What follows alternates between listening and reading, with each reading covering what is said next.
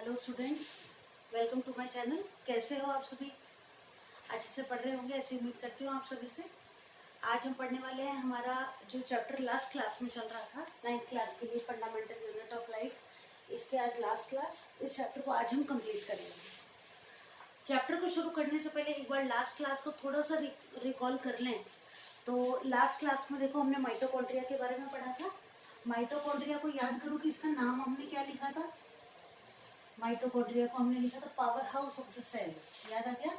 या फिर engine of the cell, power house of the cell. क्यों कहा था ऐसा power house of the cell? इसके पीछे रीजन क्या था कि जो हम खाना खा रहे हैं उससे जो हमें एनर्जी मिलती है वो स्टोर होती है किस फॉर्म में? एटीपी के फॉर्म में। कहाँ पर? माइटोकॉन्ड्रिया के अंदर। सही है। साथ ही साथ हमने ये पढ़ा था कि माइटोकॉन्ड्रिया जो होता है ना, ये double membrane bound cell organelle होता है। इसका अपना खुद का डीएनए और राइबोसोम होते हैं। याद आ गई बात? बताया था ये आपको मैंने, ठीक है। और क्या पढ़ा था याद करो, हमने लाइसोसोम पढ़ा था। इसका क्या नाम लिखा था हमने? सुसाइडल बैग्स था। It is called as suicidal bag of the cell. क्यों कहा जाता है? क्योंकि इसके अंदर कुछ ऐसे एंजाइम पाए जाते हैं, हाइड्रोलाइटिक एंजाइम या डाइजेस्टिव एंजाइम्स जिनको कहा जा सकता है। और ये डाइजेस्टिव एंजाइम्स क्या करते हैं? सेल की साफ सफाई का काम करते हैं। इन केस जब सेल पुरानी हो जाती है, सेल धीरे धीरे डेड एंड डिके जब हो जाती है, तो वो सेल जिसके अंदर ये उपस्थित थे, वो सेल अगर बस्ट हो जाती है तो ये उस सेल में से बाहर आ जाते हैं। और जैसा कि इनका नेचर है, उस सेल के ही सेल ऑर्गेनेल्स को खाना और पचाना शुरू कर देते हैं जिसके अंदर ये ऑलरेडी प्रेजेंट थे। इसलिए इनको क्या कहा जाता है? Suicidal bags of the cell इनको कहा जाता है। तो ये तो बात हो गई हमारी लास्ट क्लास की। माइटोकॉन्ड्रिया और लाइसोसोम हमने पढ़ लिए थे। गोल्जी एपरेटस के बारे में हमने पढ़ा था, कैमिलियो गोल्जी, ठीक है। और पैकेजिंग वगैरह का काम गोल्जी एपरेटस से किया जाता है, ये भी हमने पढ़ लिया था। चलो, तो अब आगे बढ़ जाते हैं। कटी कटी बन गई चैप्टर की कि हम क्या पढ़ रहे थे वो हमें थोड़ा सा याद आ गया। और अब आज जो हम सबसे पहले पढ़ने वाले हैं वो प्लास्टिड्स या लवक। देखिए, प्लास्टिड या लवक जो होते हैं ना, मेनली प्लांट्स के अंदर पाए जाएंगे। और ये जो प्लास्टिड्स होते हैं ना, ये दो तरह के होते हैं, ठीक है। इनका काम क्या है? लवक, इनका काम है कलर प्रदान करना प्लांट्स के डिफरेंट पार्ट्स को। अब ये जो प्लास्टिड्स होते हैं ना, ये पाए जाते हैं केवल और केवल कहाँ पर? नोट कर लो साथ के साथ, found only in plant cell. कहाँ मिलेंगे? केवल पादप कोशिका के अंदर ही मिलेंगे। अब इसके टाइप्स कितने हो जाएंगे? देखो, इसके टाइप्स हो जाएंगे। फर्स्ट वन इज क्रोमोप्लास्ट, ठीक है। इसको हिंदी में आप लिखोगे वर्णी लवक, वर्णी लवक, ठीक है। दूसरे जो होंगे इनको आप कहते हो ल्यूकोप्लास्ट, इनको कहते हैं अवर्णी लवक, ठीक है। क्रोमा का मतलब होता है कलर, है ना। यानी कि वो प्लास्टिड्स जो कि प्लांट को अलग अलग कलर देने का काम करते हैं। ल्यूकोप्लास्ट अवर्णी लवक, इनकी वजह से प्लांट को कोई स्पेसिफिक कलर नहीं मिलता, मेनली व्हाइट और ब्राउनिश कलर, या व्हाइट कलर हम कह सकते हैं या कलरलेस कह सकते हैं। अब ये क्रोमोप्लास्ट जो होते हैं ना, ये अलग अलग कलर के होते हैं। ये जो है ल्यूकोप्लास्ट, इनकी वजह से प्लांट का कलर या तो व्हाइट जो पार्ट्स हैं या फिर कलर, ये उन पार्ट्स में पाया जाएगा जो कि ज्यादातर मिट्टी के अंदर दबे हुए रहेंगे, जहाँ कलर की कोई खास जरूरत नहीं है। क्रोमोप्लास्ट अलग अलग कलर के होंगे, रेड हो सकता है, येलो हो सकता है, ग्रीन हो सकता है। और जब इस क्रोमोप्लास्ट के अंदर ग्रीन कलर होगा तो इसका नाम क्या हो जाएगा? क्लोरोप्लास्ट। क्लोरोप्लास्ट जानते हो आप सभी? क्लोरोप्लास्ट हमारे लीव्स के अंदर पाया जाता है। और काम क्या है इसका? इसका काम है फोटोसिंथेसिस को कंप्लीट कर रहा है। इसी के अंदर फोटोसिंथेसिस कंप्लीट होता है जिससे कि हमें ऑक्सीजन मिल पाती है।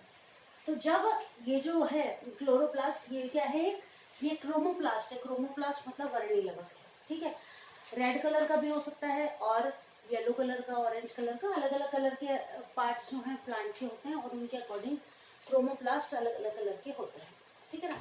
तो इसको आप कलरफुल लिख सकते हैं, अलग अलग कलर, ठीक है। अब देखिए, ल्यूकोप्लास्ट की बात करते हैं। तो ल्यूकोप्लास्ट जो होते हैं ना, ये व्हाइट कलर के होंगे, या तो इनकी वजह से जहां पर ये होंगे ना, वो या तो व्हाइट कलर के होंगे और या फिर क्या होगा कि कलरलेस होंगे। लेकिन इनका काम है, और क्या काम कर रहे हैं ये, they store starch, protein and oils. इनका काम क्या है, खाने में प्लांट के अंदर अलग अलग तरह के ऑयल, स्टार्च या प्रोटीन को स्टोर करके रखना। तो देखो ऑयल आपको पता है, जो हमारे प्लांट्स के सीड्स होते हैं जिनके अंदर ऑयल होता है, कि मूंगफली है तो मूंगफली का तेल उससे निकाल लिया जाता है, सरसों है तो उससे सरसों का तेल निकाल लिया जाता है, तिल है तो तिल का तेल निकाल लिया जाता है। तो वो तेल कहाँ स्टोर्ड है, इस ल्यूकोप्लास्ट के अंदर स्टोर्ड है। ठीक है, प्रोटीन जैसे दालों में प्रोटीन होता है हम जानते हैं, स्टार्च हम आलू वगैरह खाते हैं इनमें स्टार्च होता है, तो वो भी कहाँ स्टोर्ड है, ल्यूकोप्लास्ट के अंदर स्टोर्ड है। आगे बात समझ में। तो इनका काम क्या है, कलर भले ये नहीं दे रहे हैं लेकिन फिर भी बहुत इंपॉर्टेंट फंक्शन को कंप्लीट कर लें, कि आपके लिए इंपॉर्टेंट क्वेश्चन जिसको हम कह सकते हैं कि they store protein, starch and oils with in the plant. ठीक है, अब प्लास्टिड्स जो होते हैं इनके अंदर मेम्ब्रेन बाउंड होते हैं ये भी, और खास बात ये और है कि प्लास्टिड्स जो होते हैं ना ये भी डबल मेम्ब्रेन बाउंड होते हैं, डबल मेम्ब्रेन बाउंड, यानी कि डबल लेयर ऑफ मेम्ब्रेन इनके ऊपर भी पाई जाती है। साथ ही साथ एक खास बात और कि like mitochondria they also have their own DNA and ribosome. हमारे जो प्लांट और एनिमल सेल्स है ना, उन दोनों के अंदर केवल यही दो सेल ऑर्गेनेल ऐसे हैं जिनके अंदर अपना खुद का डीएनए और राइबोसोम पाया जाता है। और कौन कौन से हैं दो, first one is mitochondria and second one is plastids. ये याद रहेगा, इंपॉर्टेंट क्वेश्चन है कि मान लीजिए आपसे पूछ लिया जाए कि ऐसे कौन से दो सेल ऑर्गेनेल हैं जो जिनके अंदर अपना खुद का डीएनए पाया जाता है या फिर डीएनए और राइबोसोम दोनों पाए जाते हैं। तो केवल दो ही सेल ऑर्गेनेल हैं, पहला माइटोकॉन्ड्रिया और दूसरे प्लास्टिड्स।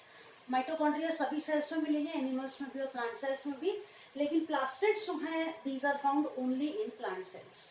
क्लियर है, तो ये हमारा टॉपिक कंप्लीट हुआ प्लास्टिड्स। ठीक है ना, जिसमें हमने क्या क्या चीजें पढ़ ली कि एक तो प्लांट सेल में मिलता है, अलग अलग कलर के होते हैं, क्रोमोप्लास्ट और ल्यूकोप्लास्ट, जिसके दो टाइप। क्रोमोप्लास्ट अगर है तो कलरफुल होगा, जिसमें कि अगर ग्रीन कलर है तो क्लोरोप्लास्ट हो जाएगा। ल्यूकोप्लास्ट व्हाइट या कलरलेस, और इनका काम है स्टार्च, प्रोटीन और ऑयल्स को स्टोर करके रखना। Double membrane bound cell organelle है ये, और इसका अपना खुद का डीएनए और राइबोसोम पाया जाता है, जस्ट लाइक माइटोकॉन्ड्रिया। इन दो के अलावा और कोई सेल ऑर्गेनेल ऐसा नहीं है जिसके अंदर उसका खुद का डीएनए और राइबोसोम पाया जाता है।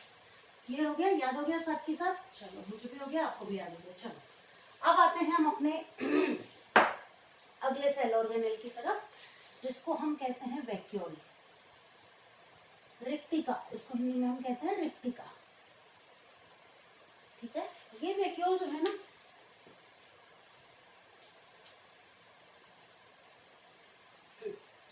तो ये वैक्यूल जो है एक सैक लाइक स्ट्रक्चर है। सैक यानी कि थैले जैसा या बैग लाइक स्ट्रक्चर जिसको हम कह सकते हैं। अब ये पाई जाएगी प्लांट सेल में भी और एनिमल सेल में भी, लेकिन खास बात क्या है इसकी, एनिमल सेल में ये बहुत छोटे साइज की होती है, प्लांट सेल के अंदर ये प्लांट सेल का अधिकतर हिस्सा घेर कर रखती है। याद आ गया होगा आपको कि इस तरीके की प्लांट सेल होती है ना, तो यहाँ पर कोने में यहाँ न्यूक्लियस होता है इस जगह, और ये बाकी लगभग सारा हिस्सा जो है ना ये वैक्यूल के द्वारा घेरा जाता है। याद आ गया हो तो अगर डायग्राम आपको। ठीक है, तो प्लांट सेल और एनिमल सेल दोनों में पाई जाएगी, लेकिन प्लांट सेल के अंदर इसका साइज कंपैरेटिवली एनिमल सेल के मुकाबले काफी ज्यादा होगा। पहली बात। अब ये जो वैक्यूल है इसका काम क्या है, क्यों पाई जाती है वैक्यूल प्लांट सेल्स के अंदर, इतनी बड़ी बड़ी वैक्यूल्स पाई जाती हैं? तो देखो ये प्लांट सेल का लगभग 50 to 90% हिस्सा कवर करती है। वेरी करता है प्लांट के किस्म पर कि कौन सा प्लांट हम देख रहे हैं। ठीक है, अब ये जो प्लांट सेल है ना, इसके अंदर इनके अंदर एक वाटर लाइक भरा हुआ रहता है, फिल्ड विद वाटर। ठीक है, फिल्ड विद वाटर। ठीक है, ये जो वाटर है, ठीक, तो इस वाटर को हम केवल वाटर नहीं कहते हैं, इसको हम कहते हैं सेल सेट। Cell set.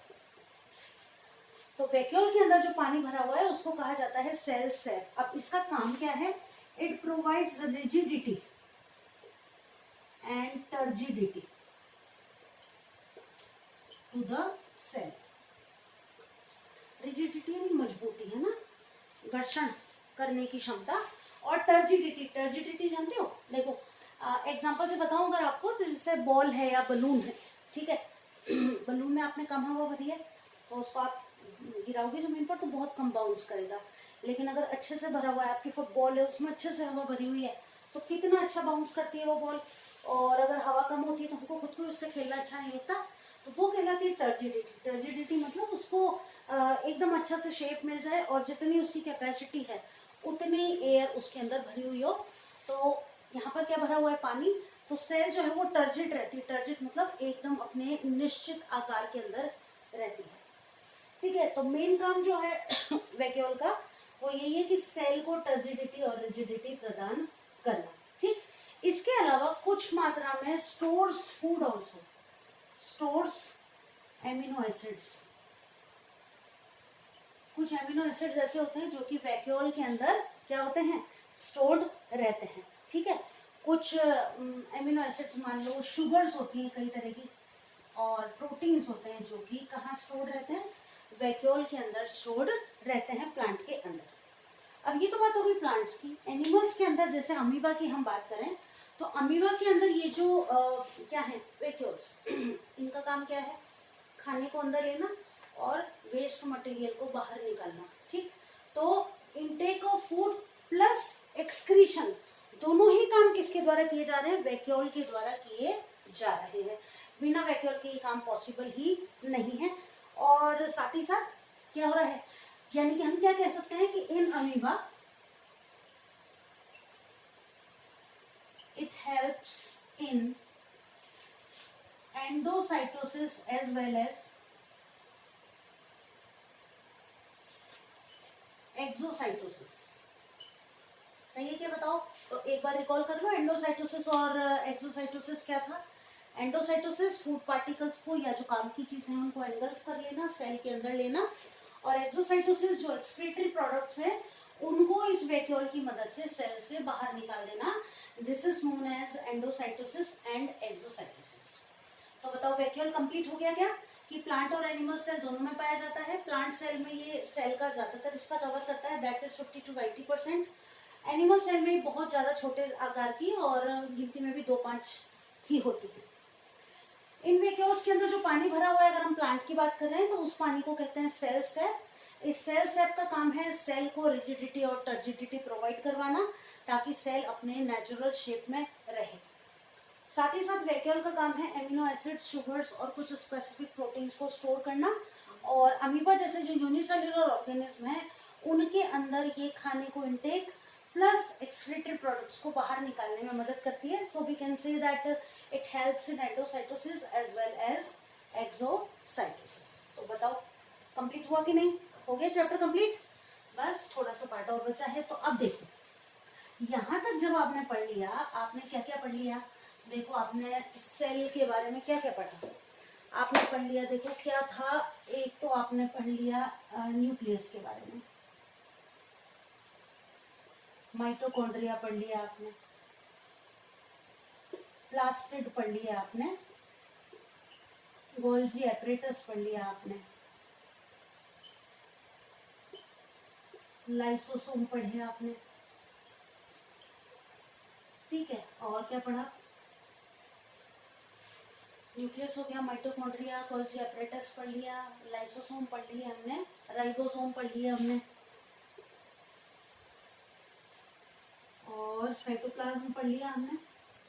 पढ़ लिए इतने सारे पढ़े हमने। अब देखो यहाँ पर एक खास बात बताओ मेरे को, ये सेल की मॉनिटरिंग कर रहा है, ये खाने को एनर्जी को स्टोर कर रहा है, ये कलर दे रहा है, ये पैकेजिंग कर रहा है, इधर उधर ले जा रहा है इंपॉर्टेंट चीजों को, ये सेल की सफाई कर रहा है, ये प्रोटीन सिंथेसिस कर रहा है, और इसके अंदर ये सारे सेल ऑर्गेनेल हैं।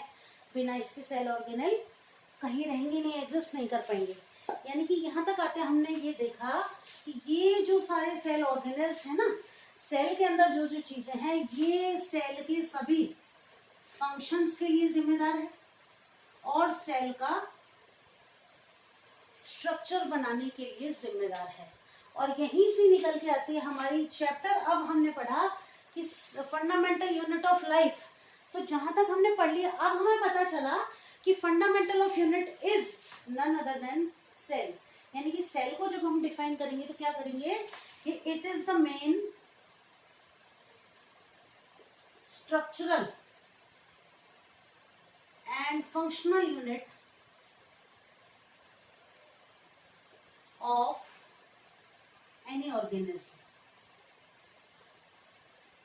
किसी भी जीव की, है ना, प्रमुख संरचनात्मक और क्रियात्मक इकाई जो है वो क्या है, कोशिका है। अब देखो ये हमने बात की इतनी सारी केवल एक सेल की, जिसका साइज बिल्कुल ना के बराबर हम देख ही नहीं सकते। और ऐसी सेल्स हमारे अंदर, हमारी अगर हम बात करें तो अरबों में भी नहीं, खरबों में, और कई 100 खरब, जिनको हम कह सकते हैं लगातार ये बन रही है, लगातार बिगड़ रही है, खत्म हो रही है, नष्ट हो रही है, नहीं बन रही है। और ये सारे काम कौन कर रहा है, ये सेल। और सेल के अंदर जो चीजें हैं वो कर रही हैं। तो हम ये कह सकते हैं कि ये मेन स्ट्रक्चरल और फंक्शनल यूनिट है किसी भी ऑर्गेनिज्म की, चाहे तो वो यूनिसेल्युलर ऑर्गेनिज्म हो और चाहे वो मल्टी सेल्युलर ऑर्गेनिज्म हो। यानी कि बिना सेल के कोई काम हो पाना पॉसिबल ही नहीं है। हिंदी में अगर आप कहें तो ये किसी भी सजीव के शरीर की मुख्य संरचनात्मक और क्रियात्मक इकाई है। कैसी कैसी है देखो, संरचनात्मक, क्योंकि इसके बिना इन सेल से ही तो मिलकर हम बने, और क्रियात्मक, जितना भी काम हो रहा है सेल बॉडी के अंदर वो सेल्यूलर लेवल पे हो रहा है।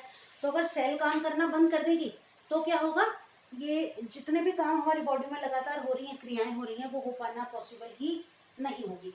तो हम ये कह सकते हैं कि cells are the main functional and structural unit of any organism present on earth. Clear है? तो क्लियर हो गया यहाँ तक। अब हम आ गए हमारे चैप्टर के लास्ट टॉपिक पर, दैट इज सेल डिवीजन। चलो, तो ये चैप्टर अब हमको याद हो गया, साथ के साथ याद हुआ कि नहीं बताओ, मुझे लर्न हो गया, आप लोगों को भी हो गया। देखो लास्ट हमारा टॉपिक है वो है सेल डिवीजन, कोशिका विभाजन।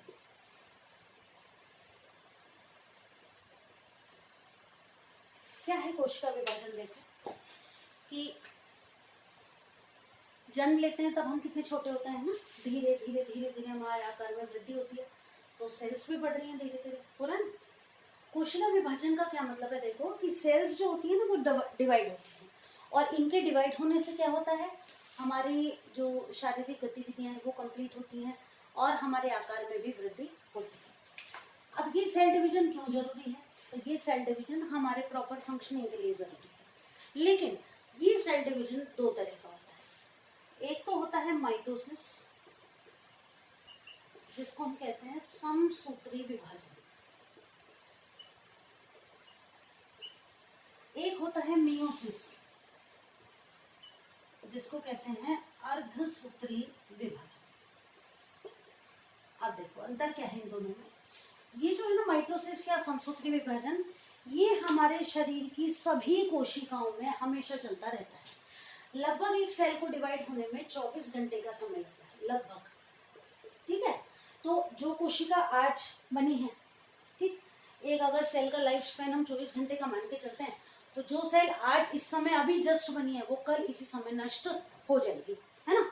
तो ये जो माइटोसिस है ये मदद कर रहा है कहाँ पर, इन सेल्स को डिवाइड होने में। ठीक है, यानी कि हमारी जो कायिक कोशिकाएं होती है,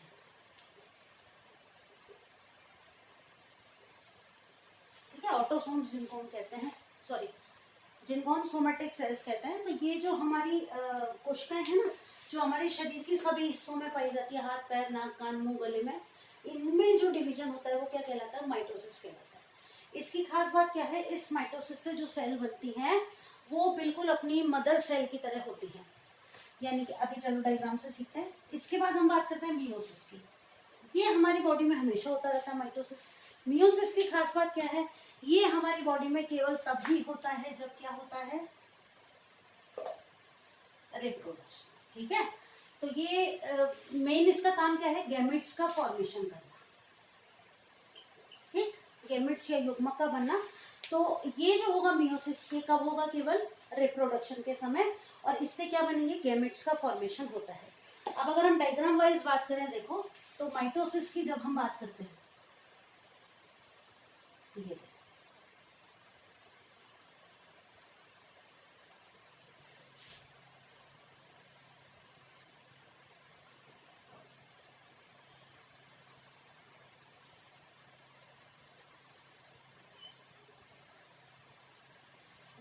माइटोसिस। इसको आप लिखोगे मदर सेल और ये हो गई डॉटर सेल। एक सेल से कितनी सेल बन गई? 2। ठीक है, सेम अपनी मदर सेल की तरह यहाँ क्रोमोसोम का नंबर देख लो, यहाँ भी चेक कर लो। ठीक है, डबल पेयर है दोनों। ठीक है, तो ये तो हो गया माइटोसिस। माइटोसिस में आप क्या देख रहे हो कि जो नंबर है क्रोमोसोम्स का वो मदर सेल में और डॉटर सेल में सेम है, और ये जो डॉटर सेल है ये आइडेंटिकल है किसकी? अपनी मदर सेल की। अब कंपेयर करते हैं इसको मियोसिस से। अब देखो, ये तो था माइटोसिस, अब मियोसिस को चेक करो।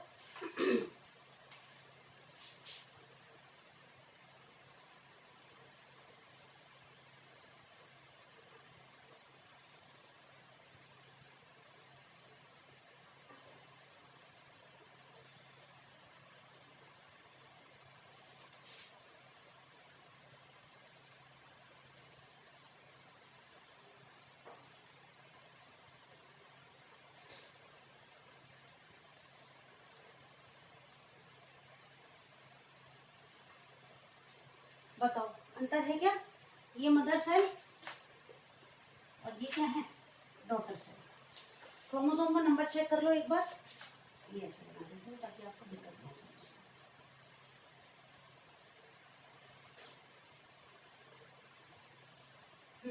देखो, क्रोमोसोम का नंबर मदर सेल की तुलना में कैसा है? आधा है। यहाँ कितनी सेल बन रही है? 2, जबकि यहाँ कितनी बन रही है? 4 डॉटर सेल। ठीक है, तो अब देखो, ये माइटोसिस और मियोसिस समझ में आ गया। पहली बात, माइटोसिस जो है ये हमारी सभी बॉडी सेल्स में लगातार होता रहता है। मियोसिस केवल रिप्रोडक्शन के टाइम होता है। माइटोसिस से जो सेल बनती है वो बिल्कुल अपनी मदर सेल जैसी होती है। यहाँ जो सेल बनती है वो मदर सेल जैसी नहीं होती है। It gets only half of the chromosome then in comparison to its mother cell. यानी कि मियोसिस से जो डॉटर सेल्स बनती है उनमें मदर सेल की तुलना में आधे ही क्रोमोसोम पाए जाते हैं। ठीक है, माइटोसिस से जो सेल है ये हमारी बॉडी की टूट फूट और रिपेयरिंग का काम करती है। ये क्या करती है? It helps in the gamete formation. इनका काम क्या है? गैमेट फॉर्मेशन करना। ठीक है, ये हमारी बॉडी में हमेशा चलता रहता है, ये केवल at the time of reproduction. अब देखो, मेरे को एक चीज आपकी बुक में भी दिया हुआ है कि ये जो क्रोमोसोम का नंबर आधा हो जाता है ना, ये आधा क्यों हो जाता है? पूरा क्यों नहीं रहता? क्या रीजन है इसके पीछे? कोई ना कोई तो कारण होगा। तो देखो, कारण मैं आपको बताती हूँ क्या है कि जब भी किसी गैमेट से फर्टिलाइजेशन होकर जाइगोट का फॉर्मेशन होता है तो वो देखो, ये मदर सेल और ये फादर सेल, 2 सेल होंगी ना। ये मान लो मदर से आने वाली सेल और ये फादर से आने वाली सेल। अब यहाँ पर क्रोमोसोम 46 थे, यहाँ कितने रह गए? 23, और यहाँ भी कितने रह गए? 23। तो अब जो क्रोमोसोम जो नया जाइगोट बनेगा उसके अंदर 23 कितने क्रोमोसोम हो गए? 46 हो गए। लेकिन अगर ऐसा होता है कि क्रोमोसोम का नंबर बराबर ही रहता है तो यहाँ भी कितने हो गए? 46, और यहाँ भी कितने हो गए? 46। कितने हो गए? 92। और इनके जो बच्चे होंगे उनमें फिर 92 प्लस 92, और उनके अंदर फिर 184 प्लस 184। तो ये तो कोई इम्बेलेंस हो गया, तो इंसान तो रहे नहीं, कुछ और ही जीव बन जाएंगे। इसलिए क्या होता है कि क्रोमोसोम्स के नंबर को समान बनाए रखने के लिए हर पीढ़ी के अंदर क्रोमोसोम के नंबर को सेम बनाए रखने के लिए ये जो गैमेट्स हैं इनके अंदर क्रोमोसोम्स आधे हो जाते हैं, जिसकी वजह से जो होने वाला नया ऑर्गेनिज्म है वो अपने आधे क्रोमोसोम्स अपनी मम्मी से और आधे क्रोमोसोम्स अपने पिताजी से प्राप्त करता है, और उसमें टोटल क्रोमोसोम उतने ही हो जाते हैं जितने कि उसके मदर और फादर में थे, ताकि जो स्पीशीज है उसकी कंटिन्यूटी बनी रहे। और यही रीजन है कि सेल में क्रोमोसोम का नंबर जो है वो कैसा हो जाता है? आधा हो जाता है। आगे बात समझ में? चैप्टर के लास्ट में दिया हुआ है आपको कि क्यों क्या होगा अगर ये क्रोमोसोम का नंबर आधा ना हो। ठीक, तो समझ में आ गया? तो चैप्टर हो गया हमारा कंप्लीट। आई होप अच्छे से समझ में आ गया होगा। एकदम इजीएस्ट वे में हमने इस चैप्टर को याद कर लिया है। अगर आपने क्लास अच्छे से देख भी ली होगी तो आप इस चैप्टर के हर क्वेश्चन का आंसर आराम से लिख सकते हो, इतना मुझे पक्का विश्वास है। लेकिन इसके लिए शर्त बस एक ही है कि आपने जो पढ़ाया उसको अच्छे से पढ़ा है, समझा है या नहीं। तो अच्छे से पढ़ो। क्लास अच्छी लगे तो शेयर कर देना अपने फ्रेंड्स के साथ, और जल्दी मिलेंगे अगली क्लास में। और नए चैप्टर को, शायद टिश्यूज है नेक्स्ट चैप्टर, उसको स्टार्ट करेंगे। ठीक है, तो चैप्टर को पढ़ लेना, जो इंपॉर्टेंट चीज़ें आपको नोट करवाई हैं उनको नोट कर लेना, जो क्वेश्चंस आपको इंपॉर्टेंट लगवाए हैं उनको बहुत अच्छे से याद कर लेना। यहाँ पर भी आज वाली क्लास में से भी आप सेल डिवीजन को अच्छे से तैयार कर लो, ठीक है। 2-3 अंतर इसमें याद कर लो। ल्यूकोप्लास्ट के जो दोनों टाइप्स हैं, क्रोमोप्लास्ट और ल्यूकोप्लास्ट, उसको याद कर लो अच्छे से। और प्लास्टिड्स और माइटोकॉन्ड्रिया, 2 सेल ऑर्गेनेल ऐसे जिनमें खुद का डीएनए और राइबोसोम होते हैं। एक ये क्वेश्चन अच्छे से तैयार कर लो। जो क्वेश्चंस मैं आपको अवेलेबल करवाती हूँ उनको सॉल्व किया करो, ताकि चैप्टर पढ़ने के बाद आपको ये पता चले कि कितना आपने याद किया और कितना समझा है। जल्दी मिलेंगे अगली क्लास में, तब तक के लिए अच्छे से पढ़ते रहो। बाय।